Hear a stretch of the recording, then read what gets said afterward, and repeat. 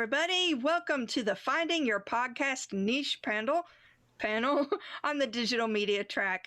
We'll be talking about ways to find a podcast life balance, keep your motivation up, and find an audience, the easy stuff. So we've got a lot of ground to cover. Let's introduce ourselves and get started. So let's see. Let's just jump in. Who wants to start? Sean, you want to start? Sure. My name is Sean McKay. I'm one of the co-hosts of the Gene Pool Variety Hour podcast with my son. And it's just a geek culture podcast. We do reviews of random movies.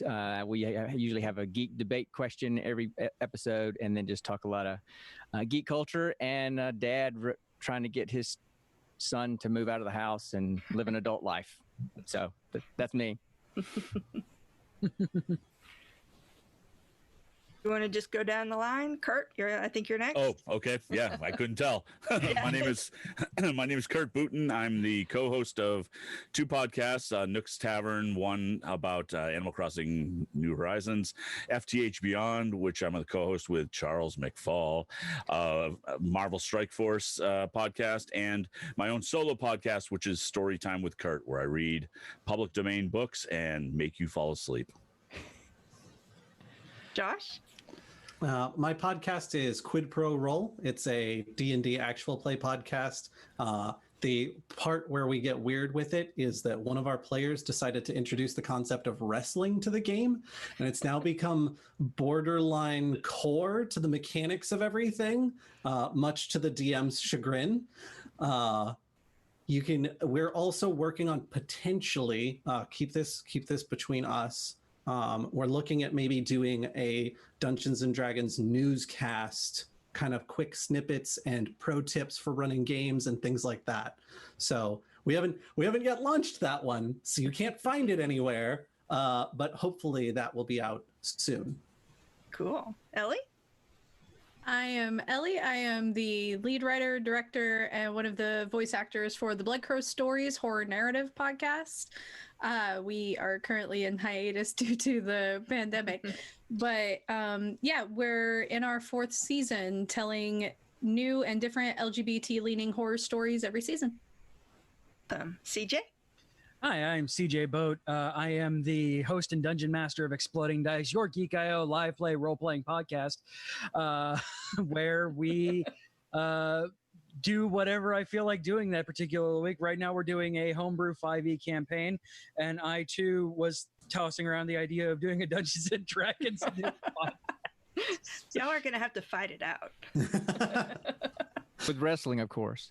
Yes, of course. Yeah. Role-playing wrestling. Let's do it.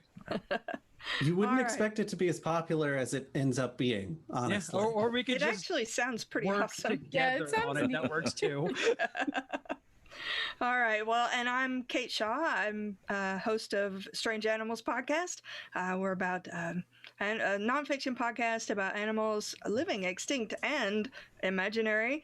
I'm also host of a very, very small podcast I never talk about called Real Life Cooking because it's kind of boring, but I saw a little area for it. Nobody else seemed to be doing something quite like it, so I just jumped in and started it as a little side project.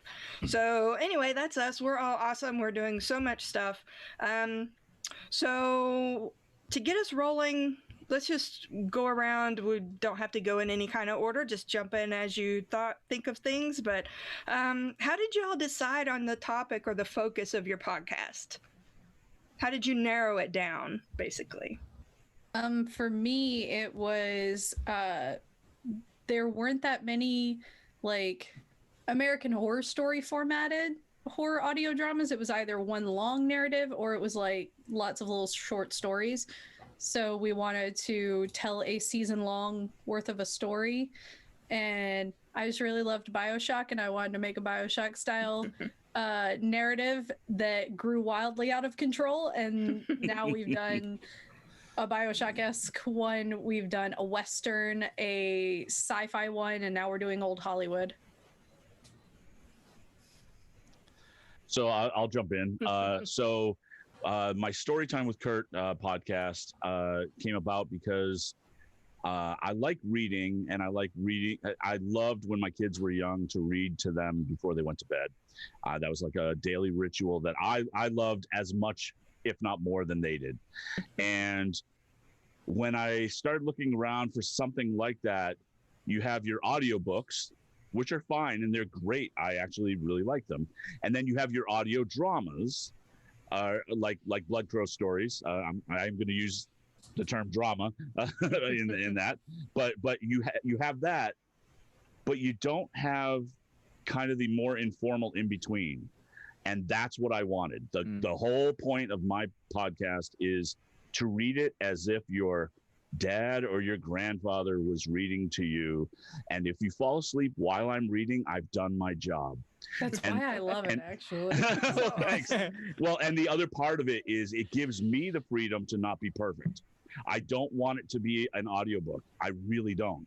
So if I'm reading like something from 1910 and the English is a little strange, the form of the sentences, and I screw up, I'll own it and just go, I have no idea even what that meant.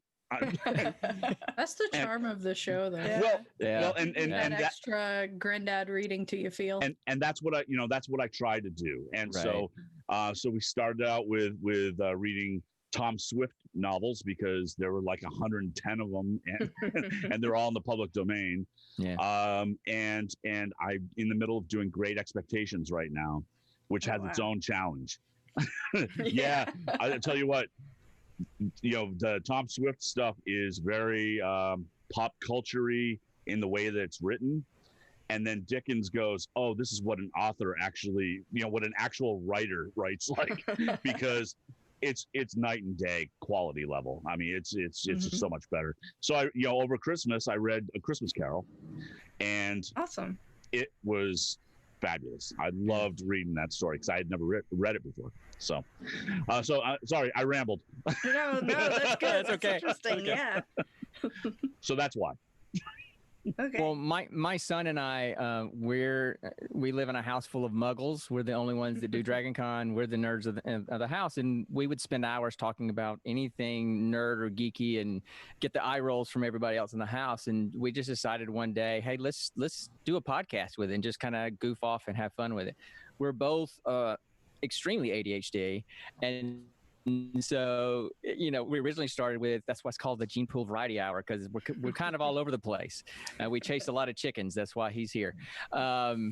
It started out as just doing that. We were going to try to review like really bad movies that are so bad they're good, like the MST3K type stuff. And it started out great with the first episode, and then we had about 5 episodes in a row where they were just really bad and there was nothing to say. And so we've kind of shifted since then, and I know we're going to talk about that later, but we've kind of shifted since then. But now that he has moved in with his fiance across the country, now it's a chance for me to have one-on-one conversation with my son across the country. So there's an added benefit to it. So That's so sweet. Yeah, I love that. Yeah. That is awesome. Yeah. So Josh, CJ, either of you? We started up Quid Pro Roll. At first, it was because one of the co-owners of Goblins and Growlers, which is an event company that I'm co-owner of, we do Dungeons and Dragons in public spaces like breweries and restaurants and things like that. It's every bit as wild as you would anticipate, but it's also a ton of fun. We went to DragonCon a few years back, and everybody that he talked to was like, do you have a podcast? Because you've got all these people coming out to these games. Do you have a podcast that you're running along with that? And he was like, no. And they said, well, maybe you should, so that you can broaden the audience and the people who get to hear all of these wacky adventures you guys are going on. And so he started cherry picking some of our best, like really wacky, really zany improviser type people, and bringing them together. And we lucked out really well, because we went to a Dungeon Masters kind of like a round table to like, what are your tips and tricks for each other? And the two people running it, a local comic book store owner and a friend of hers, were like, well, if this is something you guys are doing, we'd be interested in being involved. And she'd been writing a campaign for the last 17 years, and he had been doing a ton of audio editing and in fact had a degree in that. And we were like, we couldn't have possibly pulled together a better crew for this. That is so awesome. But it wasn't until we sat down to be like, what are we going to play? Like, what are our characters going to be like? That things started to get weird. We quickly started running off the rails of the sorts of things you'd expect out of a typical D&D podcast. But I think it gives us personality, and I think it makes us interesting. So I'm here for it. Yeah. So CJ, how did you come up with the focus of your podcast? Well, about 10 years ago, I was told by a friend of mine that I have only a face for radio, so I took that and ran with it. And then I told my wife, That's clearly not true. And then I told my wife I'm going to be doing internet radio, and she looked at me weird. But I've been podcasting for about a decade now, and been through a bunch of iterations. And due to the pandemic, I've had to pretty much cancel all of my other shows except for our live play podcast, because I did the intelligent thing and had all local people for this one. So we could all, it's easier to gather everybody when it's one time zone and not having to fight with people in Australia and things like that. So, and the podcast itself, Exploding Dice, is set in a world that I wrote a failing book. And I got upset that nobody read my book, so I'm like, I'm going to make my world out of it. And it has turned into a awesome adventure that has involved making jerky out of many things and the literal magic of coffee. That's so awesome. So I know Sean sort of touched on this earlier. Have any of you, basically after you started your podcast, I know when I started mine, it was because I could not find any animal podcasts that also treated cryptozoology in a science-based manner. It was all kind of woo-woo, and, that's fun every so often, but I don't want a steady diet of that. So my focus has changed a little bit. Because I get so many listener suggestions. And when I first realized that kids were listening to my podcast, I sort of had a little panic attack because I had not intended that. And I don't really curse a lot anyway, but I had to go back through my old episodes and sort of think, okay, do I need to change any of this? And I ended up re-recording some. So my focus changed that way. So have any of you found that to be the case too? Did you change your focus when you started really getting into the podcast? Technically, yes. Because we never set out to be an LGBT show. I just am LGBT. So when I wrote the show, we had a lot of gay characters, and that was just okay. And then we started getting a lot of 1-star reviews claiming that we were SJWs pushing an agenda. And then we got hate that it was people saying that we were unrealistic because there weren't homophobes in our narrative. So the next season, I doubled the gay and also had a scene where a homophobe almost drops a slur. He gets the first syllable out and then gets shot in the face.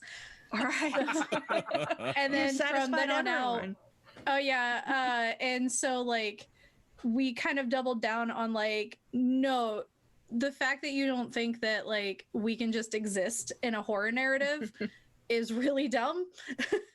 And so we kind of doubled down. We're like, okay, now we're an LGBT horror show when we were just originally a horror story. And so that's been a lot of our focus, is to have, because horror is a different currency. So, in regular media, you have bury your gays being a very bad thing. But in horror, it's who gets the coolest death. And so, it's a different currency to where we get to exist in this space and we get all the coolest deaths. Who's gonna die by being thrown into a cruise liner engine, the head lesbian. Oh, no. I like all of that. You know, you talked about the 1-star reviews, and that throws me because you didn't say one thing about whether or not they liked the story or they liked the. Oh yeah. It's just insane. Yeah, It's no, like- we get a lot that are like, we actually had someone that I posted their 1-star on Twitter. They reached out to me and we actually had a wonderful conversation and they came to a better understanding. So That's good, Well, that's right? good. That's sometimes good. That's people good. just need that talk. Yeah. But yeah, that's most of our 1-star reviews are either this sucks, which thanks, that's nothing, or constructive criticism on a season that's 4 years old, or too many gays. Thanks, y'all. That's real helpful. Appreciate it. See, I find it helpful to have a podcast that's small enough that you just don't have any reviews yet, so you don't have to worry about the 1 stars. Yeah. Oh, but you will. You will. Or the plan. So, you know, I think for Connor and I, we started out with the whole variety hour. We're all over the place, and I think not so much changing our focus, but we more narrowed our focus.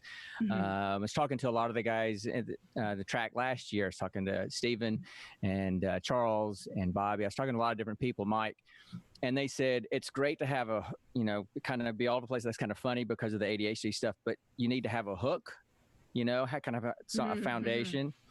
And so rather than trying to find bad movies that are good, that takes too much research for me. I don't have time for that. We just started doing just random movies. We literally roll dice. It's called rolling for credits. And we literally roll dice to pick whether or not we watch a movie on Amazon or Netflix. And then we roll for the genre and then literally roll a D100 to pick the movie out of the list. And that's what we watch and we review. I love that format. Yeah, that's pretty awesome. So, we've seen some really interesting ones. I think we saw a Christmas musical zombie flick at Christmas time, Anna and the Apocalypse. It is as good as you probably think it is. But anyway. Hold on, I'm just watching this. So, and then the geek question is just because that's what Connor and I do. We have these. He's always thrown out questions and hey, what about this? And so we've done that. We used to play games as well. We used to play a game called Super Fight. We would take literary or video game characters or just characters from fiction, and based on who they were, their character was, we would make a D&D character out of them, and they would fight to the death. Okay. I love But that just took a long time, and it didn't play out well on the audio. I think one time we had Genghis Khan versus Felicity Smoke, which was interesting, but Oh man. So it was interesting. That sounds like a great Twitch stream. But that's something we may revisit because the last 5 or 6 episodes we started streaming our podcast live, so we're doing that on Twitch. So that may play out and that may change, but so we've just kind of narrowed our focus instead of really changing it, and that's helped. Who won? Genghis. Oh man. I even tried to massage the roles so that he could win, and it wasn't going to work. It wasn't going to happen. My podcasts, I started off with and this should tell you how long I've been podcasting and where I got my original start from. I started my podcast as Tech News Today meets NSFW show. And Okay. Yeah, All right. that for works. those who don't I know buy that now, that's Daily Tech News Show meets Night Attack. right. But then I quickly realized that me and my co-host, who has a voice very much so like Kurt, were putting people to sleep. Oh. Namely my wife. So she looks at me and goes, "You're funny, but you're boring." Oh, Okay. ouch. Oh, wait. So that wasn't your intent?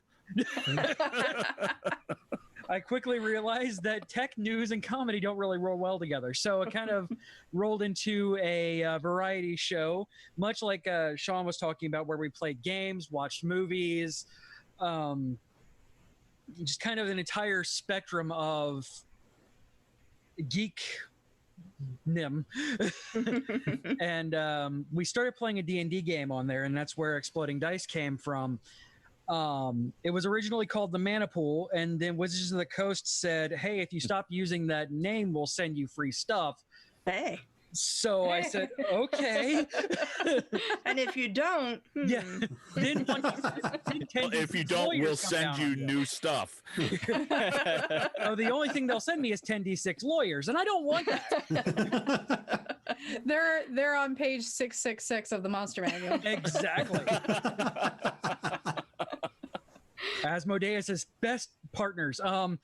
So that's kind of where we spun into Exploding Dice. We have tried various different systems. We've played Pathfinder. We've played 4th edition for a little bit.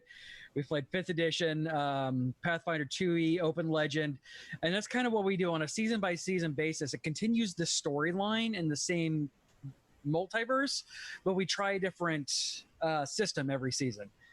Sometimes it works out, sometimes it doesn't. Mainly, have you gotten feedback from listeners about what they prefer, and have you changed due to that? Or yeah, we've actually kind of stuck with D&D 5e for the last 2 seasons, because we've been going for 4 years now, and we've done 5 different systems, and the feedback from the listeners was, while we appreciate you guys doing this and kind of exploring the faction, or exploring the systems, maybe stick to Dungeons and Dragons for the base one and kind of move into, like, we're doing mini arcs for different systems now. I actually helped write the Sentinels of the Multiverse RPG book, and the Player's Handbook just came out last week on that one. And we're going to be doing a superhero mini series here shortly on that. So Very cool. yeah. Josh, did you get a chance to say? I can't remember. I'm sorry. I haven't ducked in just yet. I was waiting for a gap. Oh, okay. Sorry. No, we're all talkers here. You're all good. I mean, that's professional why talkers. we're up here, right? Professional It's talkers. literally what we do. We haven't had so much of a refocus as we have had. We have a really active Discord where there's frequent discussions, and one of our fans actually was excited enough about the series, but also felt like she was missing enough historically that it happened in the podcast. She started re-listen chats. Oh, wow. And so once a week, they'll listen to an episode. I think they're like 40 or 30 behind where we're at currently. And so it's like a refresher on stuff that happened recently, but not immediately in the past, so that they can figure out what's going on. Through those re-listen chats, and also through discussion on the Discord, which we try to be really active on because that's where people are coming to talk about the show, we've had suggestions about, like, hey, we appreciate that you guys are all goofy weirdos, but could we get a little more plot? Just like a little more plot. A crumb of plot, please. Just a wafer thin slice of plot, please. And so we've made adjustments based on feedback like that, where we come back to the table and we go, hey, the fans want more plot. So what can we do to adjust what we're doing at the table so that the fans are getting what they want, while we're not simultaneously giving up what makes it fun for us? And it's led to a lot of really engaging conversations with the group, trying to figure out what our best practices and what are things that we can do that will make not everyone happy, because that's impossible, but as many people as possible happy. Awesome. So let's switch gears just a little bit. I know a lot of us have been doing this for a while. CJ's been doing this for a long while. My podcast is coming up over 3 years now, so I'm coming up on 200 episodes. Have any of you found your interest in your podcast flagging?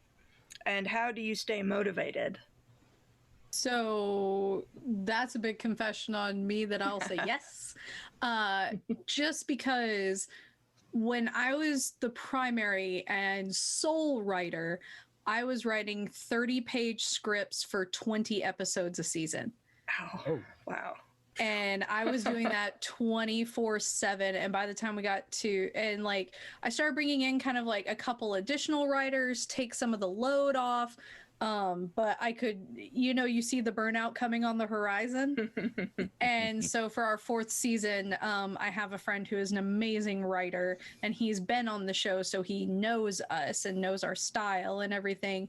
So he is actually the sole writer of season 4, and I got to step back into like the creative lead role and like the showrunner, so that it prevented me from falling out of it. Good. Anybody else have a little burnout? So I will confess, like with story time, I did, and for what it really was for me was, COVID hit, and I just lost some motivation, that and because I was reading 2 to 3 chapters 3 times a week live on Twitch, and my work increased, my regular day job increased, and but I was not, like, I have a brand new granddaughter that was born in November. I all of a sudden was not able to see her. My dad died back in March. Oh, no. I'm so sorry. Like, no, it was just it happens, right? But it was like, it was not a good time. So I just said, you know what? I'm going to take the pressure off. I'm taking a hiatus during the summer. And I'll pick it back up. I'm picking it back up this weekend. I'm going to be recording some chapters to keep things going. But so I love doing it, but the motivation, because of just surrounding things, just took it all away from me. So yeah. But like the video game ones that I do, I love interacting with people on the shows. Phil with Nook's Tavern, and Charles, for all the grief I give him on FTH Beyond. We just have a lot of fun. And so, is it really a friendship with Charles if we don't torture him just a little bit? No, Oh, absolutely. No, that just means you're not really a friend. Yeah, exactly. Yeah. So I stay motivated, and honestly, those are highlights for me, and those keep me motivated to keep doing this stuff. So yeah. I had the weird opposite, where like, because we can't make our main show because we have a cast of 30 people that really should not be in one space together. Right. We actually, I've reached out in the Vampire the Masquerade community, because I have a Vampire the Masquerade live stream, and we're starting a new podcast, because historically, very short Vampire the Masquerade meta, there was a whole bunch of stuff that happened that just caused widespread death of vampires for a while. It was kind of the old publisher's way of trying to end the franchise. So we are making a podcast of letting just members from the community write a 2-page monologue, 1 to 2 pages of like a character that they've made up that didn't make it through. And so we get these kind of like Civil War letter kind of podcast of vampires in the time before they were Dearest Lestat, it's been 5 days. Yeah, so it's stuff like, one of the ones that I just got the preview for is literally, they're trying to give a goodbye recording to someone while you can hear the feds pounding down their door. Oh jeez. And it's heartbreaking, and it's beautiful, and it's like it's a good outlet right now. Yeah. So Josh, you were going to say something a little bit ago? I haven't experienced as much burnout myself, but my group at large definitely has. And I think something for us was that when you get into a routine and you're also really stressed out about life, we have a dedicated recording night every other week. And so it becomes part of not just your routine, but it can sometimes feel like work. If you're like, I kind of want to be here, but I kind of don't want to be here tonight. And what we found for that really helped is doing something that's a little fresh and a little different from what we normally do, and kind of like flipping the script for a minute so that you're doing something that's reinvigorating what you loved about doing it in the first place, because it's almost like coming at it new all over again. Yeah. I co-host a podcast with my 24-year-old son with ADHD and Asperger's. Do I need to say anything else? I mean, You know, I love them to death, but I mean, life does. It just gets in the way sometimes, and sometimes you hear it play out in the podcast when Dad's hat comes on and talking to son. You know, and about 3 or 4 during the COVID stuff, I also, in real life, I'm a psychologist and work for the Air Force, and so about 3 or 4 months ago, I started a behavioral health resilience podcast for my unit, but it's kind of spreading a little bit. And so that is just added more to it. I love doing both. They're completely different. And I think that's good because they're so different. I kind of get to use different parts of my brain. And so I don't get burnt out with that. But it's just, you know, I mean, working with a group, a cast of 30, or having a co-host and having to work with different schedules. And now that he's across the country, it can get difficult sometimes. Yeah. So, CJ, you have been doing this for many, many, many years. You can't tell me that you haven't at least once thought, I'm just going to stop. Oh, several times. And a lot of time, and many times that it's been almost fully done. I actually did the sacred sin of letting my URL lapse once. Ooh. And was out for 6 months, and then I looked at all of my equipment that I had spent thousands of dollars on, and I'm like, man, that's not doing anything. And then my site got turned into a weird Japanese site that's not appropriate for children. Oh no.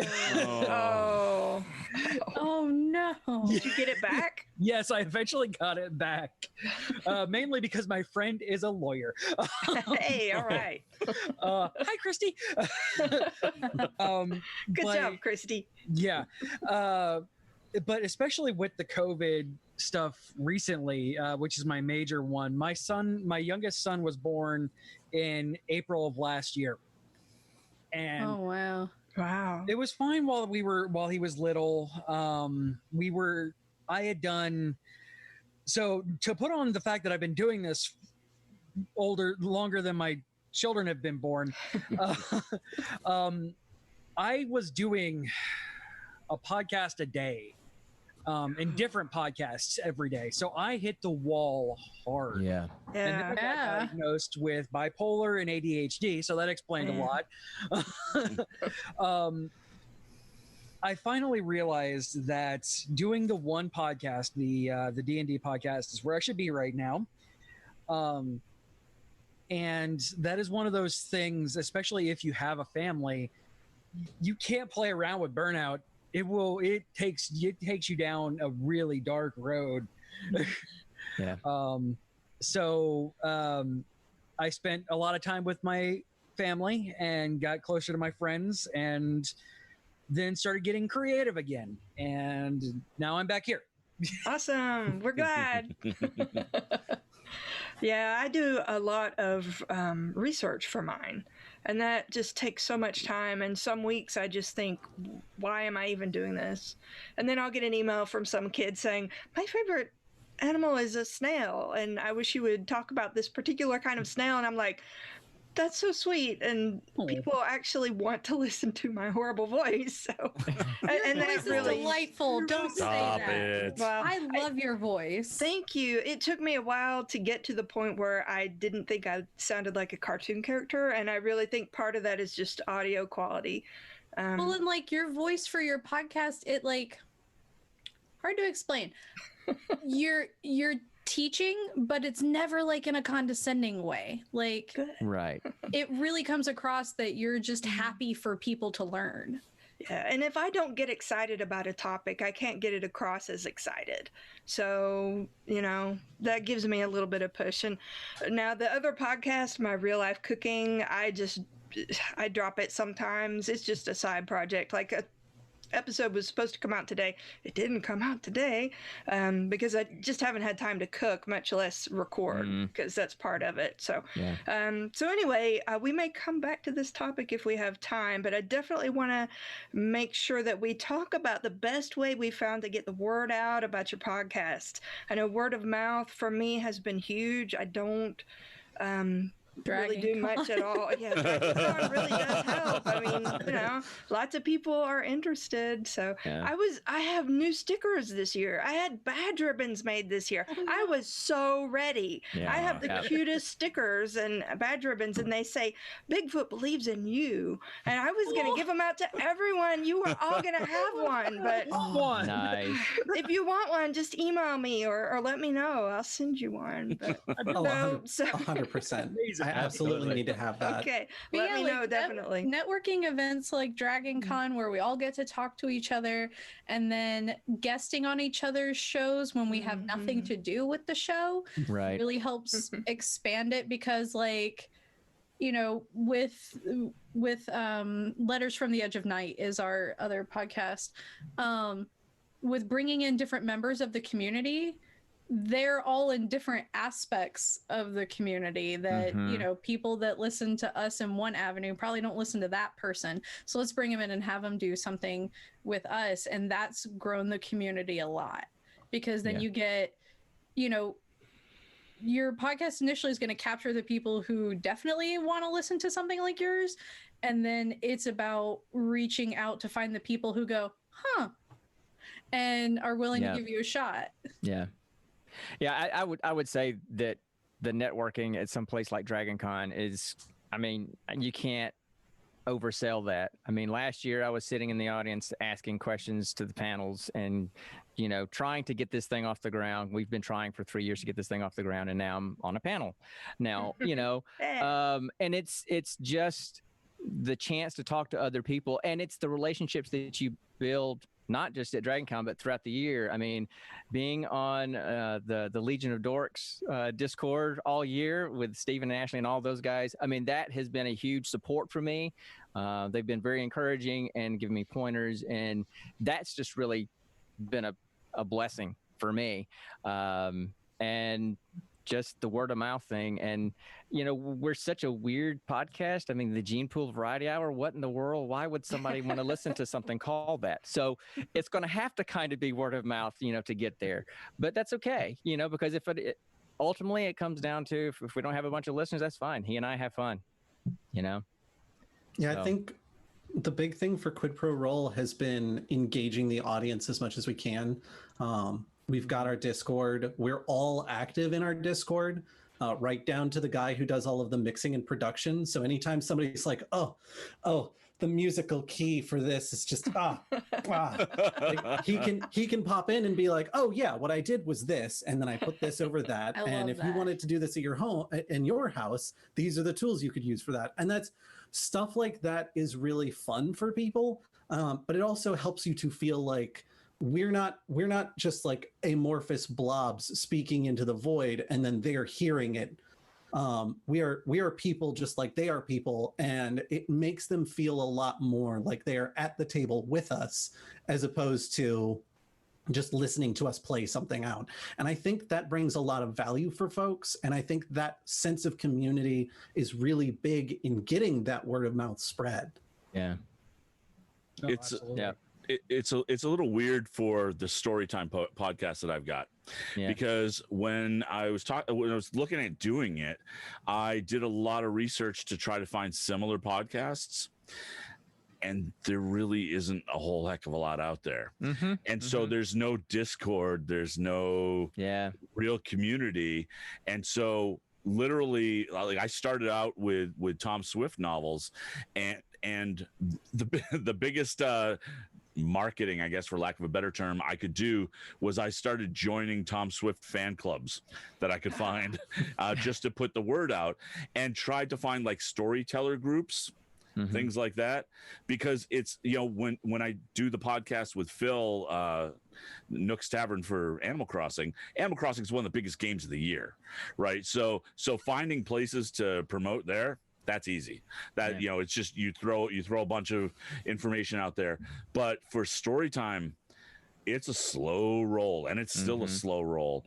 But then I get messages from folks saying, I was playing your story, and my kids were just sitting there staring at the screen, even though it was just the audio, and I had to pull him away to come to dinner. And I went, I Oh. won. That's it. Yes. That's success. Yep.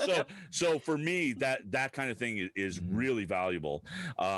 But it's really hard. Like when it's a very specialty podcast. Kate, I imagine you're seeing kind of the same thing, right? Yeah, I when I first started the podcast, I didn't know anybody who was doing podcasts except actually Kevin from the Flopcast.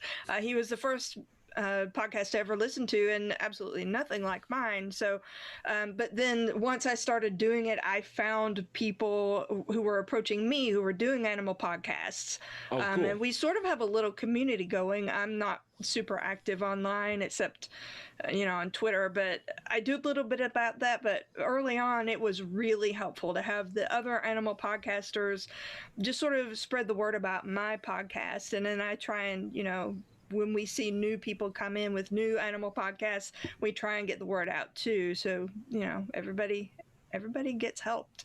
Also, hashtags. If you don't have a hashtag for your niche, make one. Because we would do Audio Drama Sunday, where people would just make threads. Worst day for my notifications, but it would be a day where they're like, you know what? It's Audio Drama Sunday. Here's a whole list, and then you could go to that tag and just check those lists if there was anything you were looking for.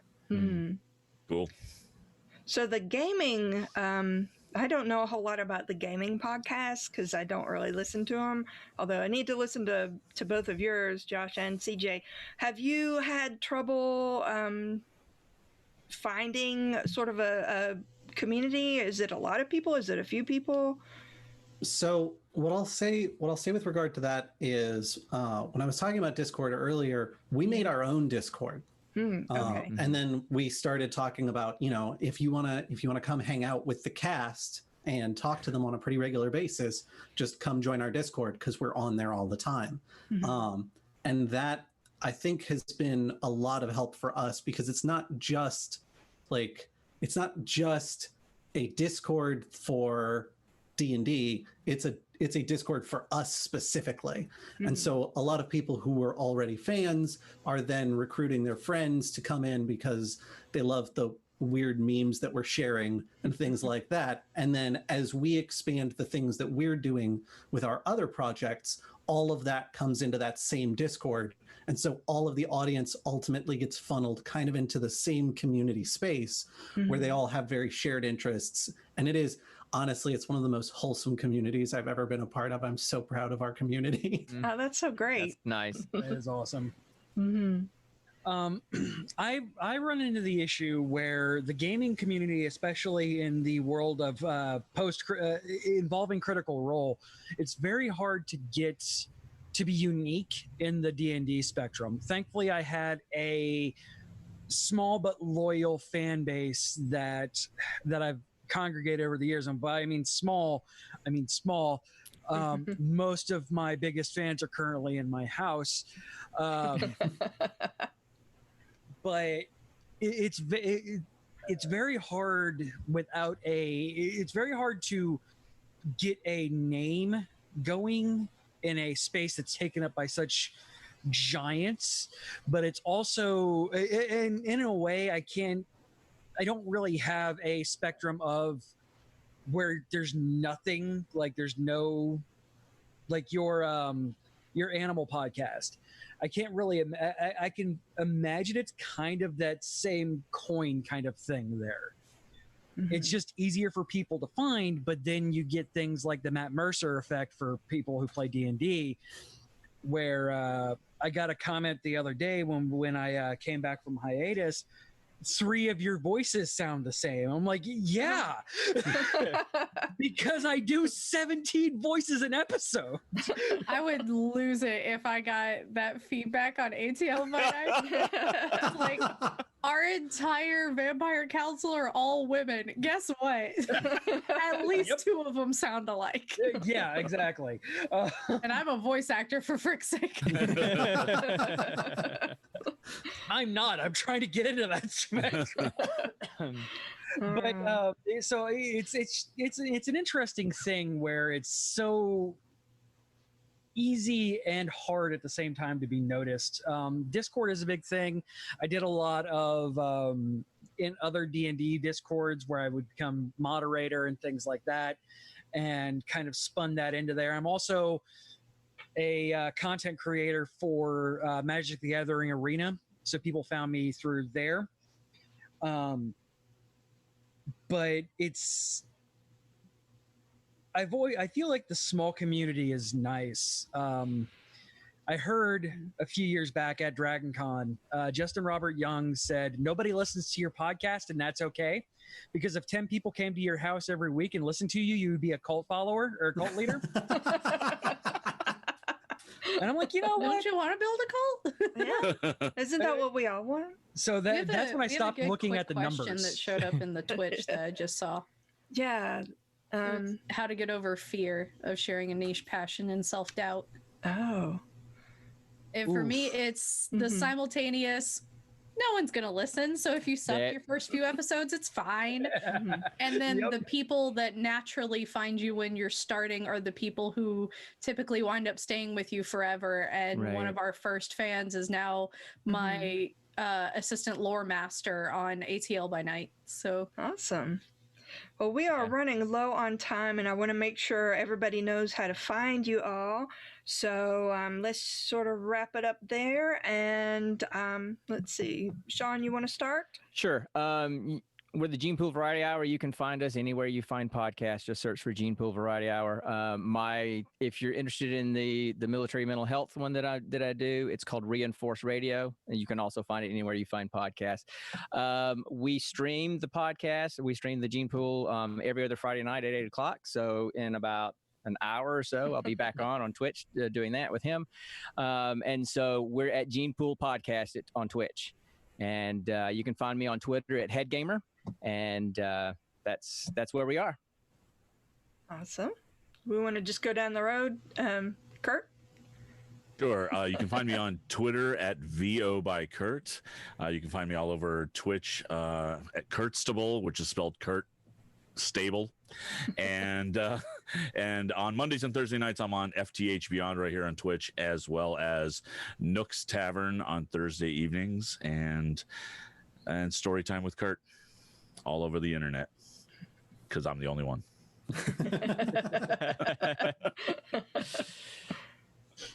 Josh? You can find Quid Pro Roll pretty much anywhere you find podcasts. I think the only place we weren't was Stitcher, because they told us we had to have a certain number of downloads or pay them. And at the time we were like, no. Good. The time is still now, by the way. Never pay. I don't pay for my equipment. Why would I pay them to put my... If you're interested in any of the other stuff we're doing, our Twitch channel is Growling Goblins Studios. That's Goblins plural, Studios plural.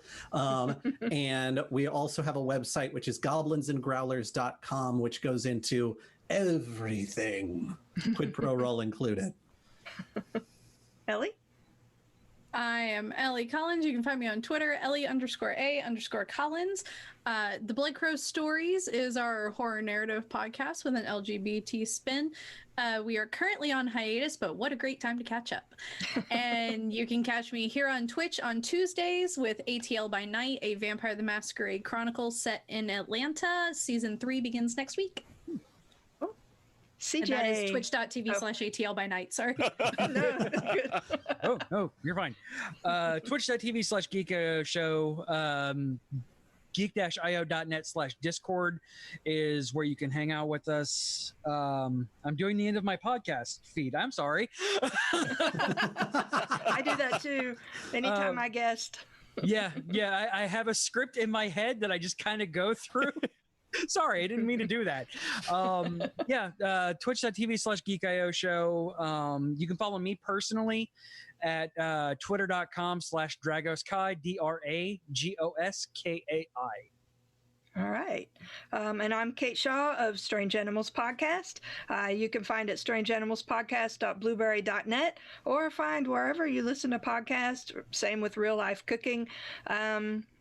Y'all got through that really fast. I really thought we would be doing our outro for like 8 or 9 minutes. So, yeah. So Well, if we have an added minute, then I'll throw in that we just did a recap episode like 4 episodes ago. So you can be completely caught up in the series in about 4 hours, which is pretty sweet.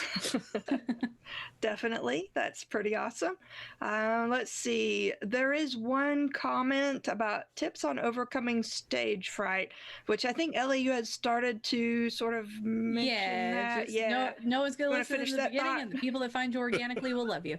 Okay, Yep. yes, I think that's a.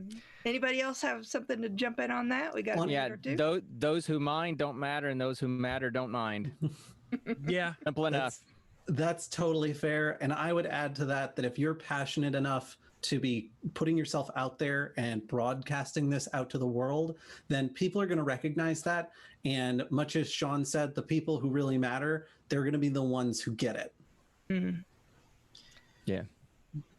And in a lot of ways, just get out there and do it. Make yourself uncomfortable. Mm-hmm. Another reason why I started is because I was a horrible public speaker and a horrible introvert. And then I got up on stage at DragonCon my second year there to an entirely filled auditorium to give out Dragon Awards. Oh, wow. And several pairs of underwear later, here I am. Did not think you were going in that direction. Cool. I've done my job. And just a quick reminder to anybody who might be thinking of starting a podcast, you'll hear everywhere, oh yeah, your first 10 episodes are going to be terrible. And I heard that when I started, and I thought, my first 10 episodes are great. And guess what? They were terrible. So, do the best you can and understand that you are going to improve, and it's going to get easier and better. Yeah.